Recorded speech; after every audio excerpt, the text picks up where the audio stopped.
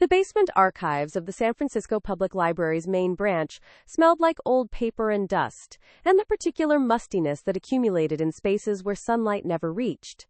Rebecca Torres had been working in the Special Collections Department for 2 years now, cataloging donations and processing estate acquisitions, her days spent among forgotten books and the ghosts of readers long dead. It was quiet work, solitary work, and she'd chosen it deliberately after her divorce had left her raw and wary of human connection.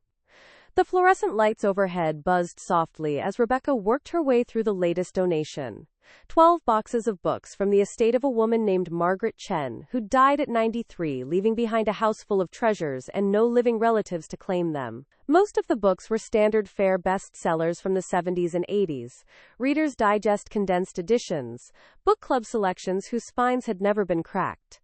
But occasionally Rebecca would find something interesting, something worth preserving in the library's permanent collection rather than sending to the book sales. She was on box 7 when she found it. The book was small, bound in green cloth that had faded to a pale sage over the decades. The Count of Monte Cristo, by Alexandre Dumas, a vintage edition from 1952.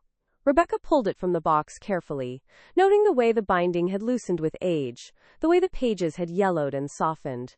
She opened the front cover to check for markings or inscriptions that might affect its value. What she found made her breath catch. A library card pocket, the old-fashioned kind that libraries had used before computerization, was glued to the inside back cover. And tucked inside that pocket was a card with a single line of handwriting, a name and a date. Matteo Rossi, June 15, 1994. The book was 30 years overdue. Rebecca sat back on her heels, the book cradled in her hands, and did the mental math. At the library's current overdue fine rate, which had been standardized years ago but probably wasn't what it had been in 1994, this book would have accumulated roughly $1,500 in penalties. Not that the library actually pursued overdue fines that aggressively, especially not for books that had been missing for 3 decades. But it was the name that caught her attention, Matteo Rossi. She recognized it vaguely, though she couldn't immediately place why. It felt familiar in the way that names sometimes did when you'd seen them in newspapers or heard them mentioned in passing. Rebecca pulled out her phone and searched the name, her thumb moving quickly across the screen. The results made her stomach clench with a mixture of surprise and apprehension. Matteo Rossi, CEO of Rossi Holdings, a massive conglomerate with interests in real estate development, construction, hospitality, and private security. Net worth estimated in the hundreds of millions. And according to several investigative journalism pieces that appeared lower in the search results, alleged connections to organized crime, though nothing had ever been proven in court. Rebecca stared at the book in her hands, at the faded green cover and the name written in what looked like a teenager's careful handwriting. Matteo Rossi had checked out the Count of Monte Cristo 30 years ago, when he would have been, she did more quick math, probably 15 or 16 years old. And somehow the book had ended up in Margaret Chen's estate, traveling through 3 decades and multiple hands before landing in the library's basement archives. She should simply process it as a returned book, mark it as recovered in the system, and add it to the collection. That was protocol. That was the sensible thing to do. But Rebecca had spent 2 years working alone in the basement archives, cataloging other people's forgotten treasures, living vicariously through the inscriptions and marginalia that revealed fragments of strangers' lives. She'd become curious about the stories behind the objects, about the people who'd owned these books and what they'd meant to them. And there was something about this particular book, about the image of a teenage Matteo Rossi checking out the Count of Monte Cristo, a story about betrayal and imprisonment and elaborate revenge, that made her wonder what kind of person he'd been before he'd become the powerful man whose name appeared in business sections and crime reports. Rebecca made a decision that was probably unwise but felt necessary. She would return the book to its original borrower. She would track down Matteo Rossi and give him back the book he'd checked out 3 decades ago, along with the library card that bore his name in his own teenage handwriting. It was a small gesture, probably meaningless to a man who could buy entire libraries if he wanted. But Rebecca had learned over the past 2 years that small gestures sometimes mattered more than grand ones, that the evidence of who we'd been before life had hardened us into our current shapes could be strangely precious. She just hoped that returning the book wouldn't turn out to be the worst decision she'd ever made. Rossi Holdings occupied the top 15 floors of a glass and steel tower in the financial district, the kind of building that reflected clouds and sky, and made no apology for its dominance of the skyline. Rebecca stood on the sidewalk outside, the vintage copy of The Count of Monte Cristo, wrapped carefully in acid-free tissue paper and tucked into her messenger bag, and tried to convince herself that this wasn't a terrible idea. She'd called ahead, had spoken to 3 different assistants before finally reaching someone who'd agreed to pass along her message. A librarian from the San Francisco Public Library had found a book that Mr. Rossi had checked out 30 years ago and wished to return it to him personally. The assistant had been skeptical. Rebecca had heard it in her voice, the assumption that this was some kind of scam or publicity stunt, but had eventually agreed to schedule a 15-minute appointment. That appointment was in 5 minutes. Rebecca took a deep breath, adjusted her messenger bag, and walked into the building's marble-floored lobby. Security was discreet but thorough. She had to show ID, state her business, and pass through a metal detector before being issued a visitor's badge and directed to the executive elevator bank. The elevator was glass-walled, offering views of the city as it climbed. Rebecca watched San Francisco spread out below her, the bay glittering in the afternoon sun, the bridges stretching toward Marine and the East Bay, the dense urban fabric of neighborhoods stacked on hills. She'd lived here all her life, had thought she knew the city intimately, but seeing it from this height made it look different, almost foreign. The elevator opened directly into a reception area that was all clean lines and expensive art. A woman in her 50s, perfectly composed in a gray suit, looked up from her desk and smiled professionally. "Miss Torres? I'm Claire, Mr. Rossi's executive assistant. Thank you for being punctual. Mr. Rossi has a very tight schedule today, so I'll need to ask you to keep your meeting brief." "Of course. I appreciate him making time at all."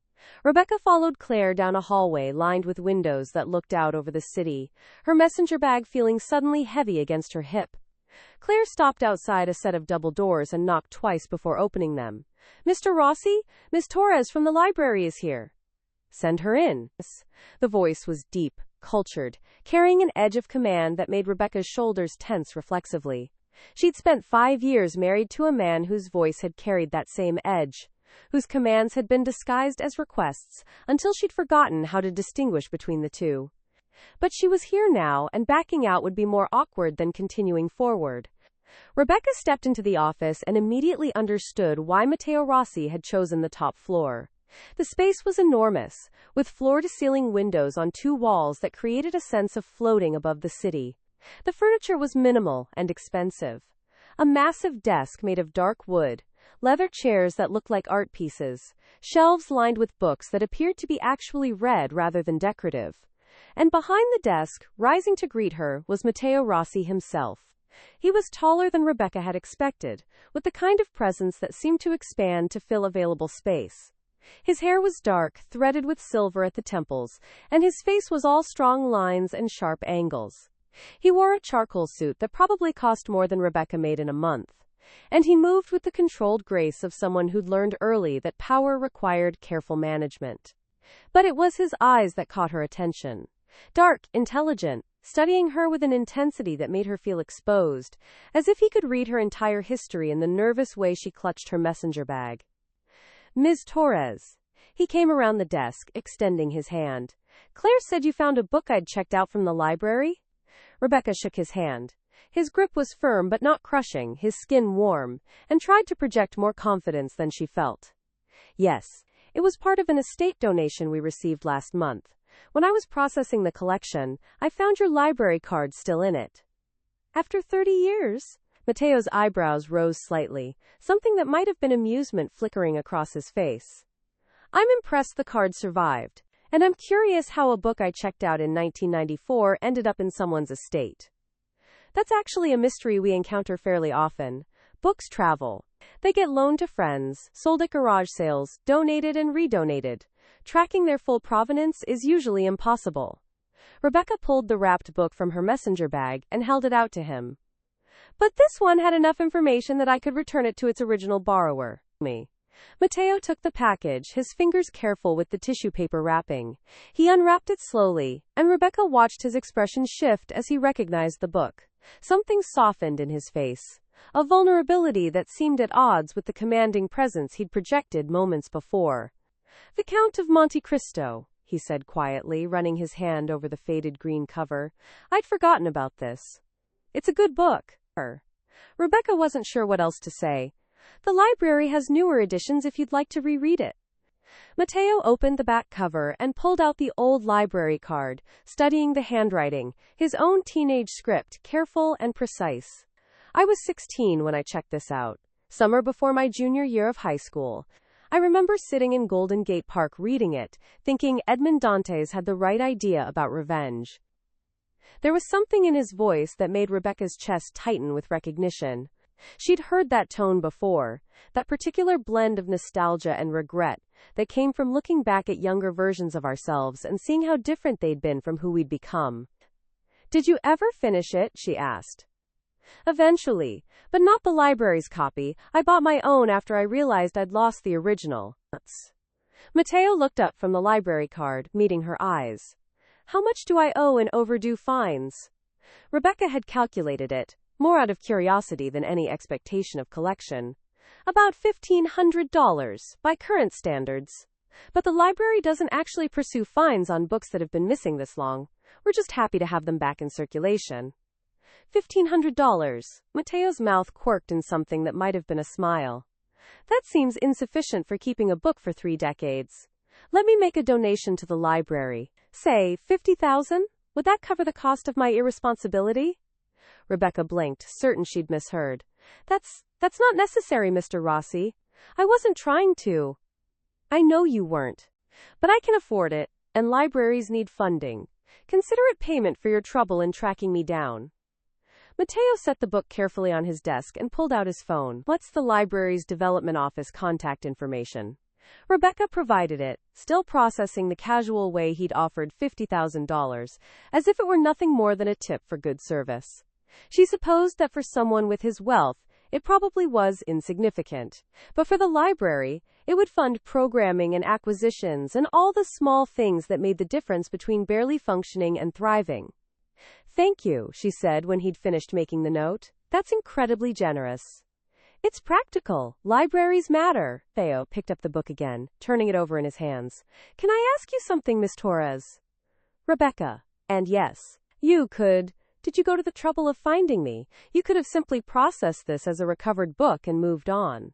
Why track down the original borrower after 3 decades? Rebecca considered how to answer truthfully without revealing too much. "I work in the archives. I spend my days processing estate donations, cataloging collections from people who've died, and sometimes I find evidence of who they were, inscriptions, marginalia, library cards with their names on them. Little fragments that prove they existed, that they read these books and cared about them. I thought you might want this back. A piece of evidence from who you were before you became who you are now." Matteo was quiet for a long moment, studying her with that intense focus that made her feel simultaneously seen and vulnerable. "That's a very thoughtful reason. And it suggests you understand something about the weight of becoming someone different from who you started as." It wasn't a question, but Rebecca heard the curiosity beneath it. "Everyone changes," she said carefully. "We just don't always get physical evidence of who we used to be." "No, we don't." Matteo glanced at the book again, then back at Rebecca. "Would you have dinner with me?" The question caught Rebecca completely off guard. "What?" "Dinner. Tomorrow night, if you're available. I'd like to hear more about your work at the library. And I'm curious about the person who would go to this much trouble over an overdue book." Matteo's voice was calm, measured, the invitation delivered as if it were a business proposition rather than something personal. Rebecca's first instinct was to refuse. She'd come here to return a book, not to get entangled with a man whose name appeared in articles about organized crime. She'd spent the past 2 years deliberately avoiding romantic complications, focusing on her work and her recovery from a marriage that had slowly eroded her sense of self. But there was something about Matteo Rossi that intrigued her despite her better judgment, the way he'd softened when he'd seen the book, The careful way he'd acknowledged that people changed carried the weight of their transformations. The intelligence in his eyes and the vulnerability he'd allowed her to see for just a moment. "I don't think that's a good idea," Rebecca heard herself say, even as part of her wanted to say yes. "Why not?" "Because I know who you are, what you're connected to, and I don't want to be part of that world." Matteo didn't look offended, just thoughtful. "That's fair. And accurate. I do operate in a world that's complicated, and sometimes dangerous. But I'm not asking you to be part of that world. I'm asking you to have dinner with me, one meal, in a public restaurant, with no expectations beyond conversation." "Mr. Rossi?" "Matteo, please." Matteo. His name felt strange in her mouth, too familiar for someone she'd just met. "I appreciate the offer, but I think returning your book is where this should end." She saw something flicker across his face. Disappointment, maybe, or something more complex that she couldn't quite read, but he simply nodded and extended his hand again. "Then thank you for returning it, Rebecca, and for the reminder that who we were matters, even after we've become someone else."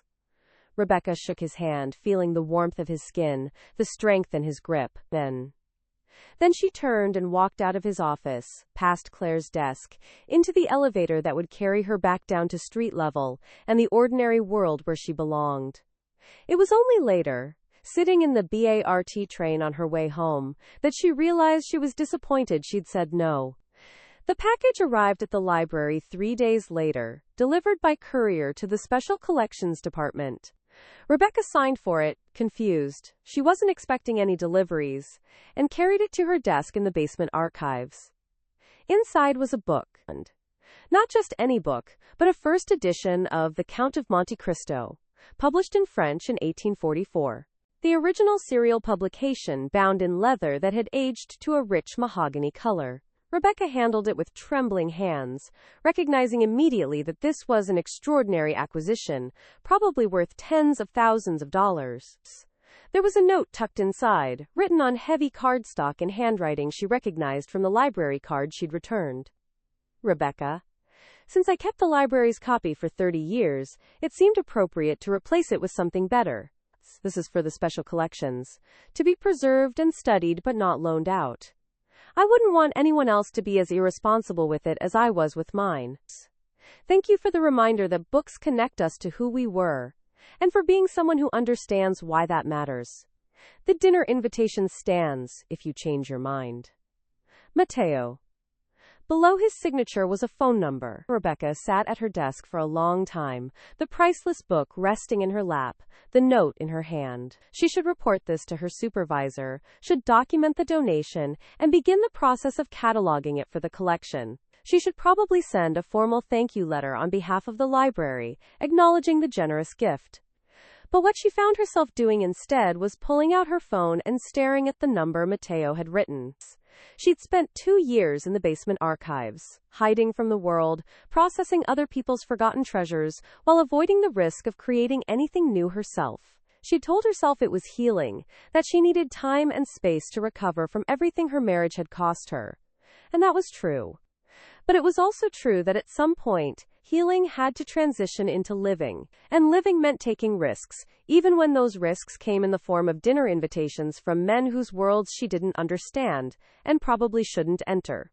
Rebecca looked at the first edition, Count of Monte Cristo, at the evidence that Matteo Rossi understood what she'd been trying to tell him. That books were more than objects, that they connected us to our past selves and reminded us of who we'd been before life had changed us. She picked up her phone and typed out a message before she could talk herself out of it. "This is Rebecca Torres from the library. The book arrived today. It's extraordinary, and the library is grateful for the donation. About that dinner invitation, would tomorrow night still work?" The response came less than a minute later. "Tomorrow night works perfectly. I'll send a car for you at 7. And Rebecca, I'm glad you changed your mind, or approve." Rebecca set down her phone and looked around the basement archives. The rows of boxes waiting to be processed, the shelves filled with forgotten books, the fluorescent lights that never changed regardless of whether the sun was shining outside. It had been her sanctuary for 2 years, this quiet underground space where nothing unexpected ever happened. But maybe it was time to see what existed beyond the sanctuary. Maybe it was time to risk something more than the safe predictability of cataloging other people's histories. She thought about the teenage Matteo Rossi who'd checked out The Count of Monte Cristo and sat in Golden Gate Park reading about revenge and transformation. She thought about the man he'd become, powerful and complicated, and somehow still connected to that younger version of himself. And she thought about her own younger self, the woman who'd believed in love before it had been weaponized against her, who'd thought trust was possible before she'd learned how thoroughly it could be broken. Maybe people could change and still carry their younger selves with them. Maybe the past didn't have to be either forgotten or defining. Maybe it could simply be integrated, acknowledged, honored. Rebecca pulled out the cataloging forms and began documenting Matteo's donation, her hands steady, her heart beating just a little faster than usual. Tomorrow night she would have dinner with a man whose world she didn't understand. She would take a risk that might turn out to be a mistake. She would step out of the basement archives and into uncertainty. And maybe, just maybe, she would discover that the person she'd been before her marriage, before the divorce, before the 2 years of careful healing, was still there somewhere, waiting to be rediscovered. Like an overdue book that had finally found its way home.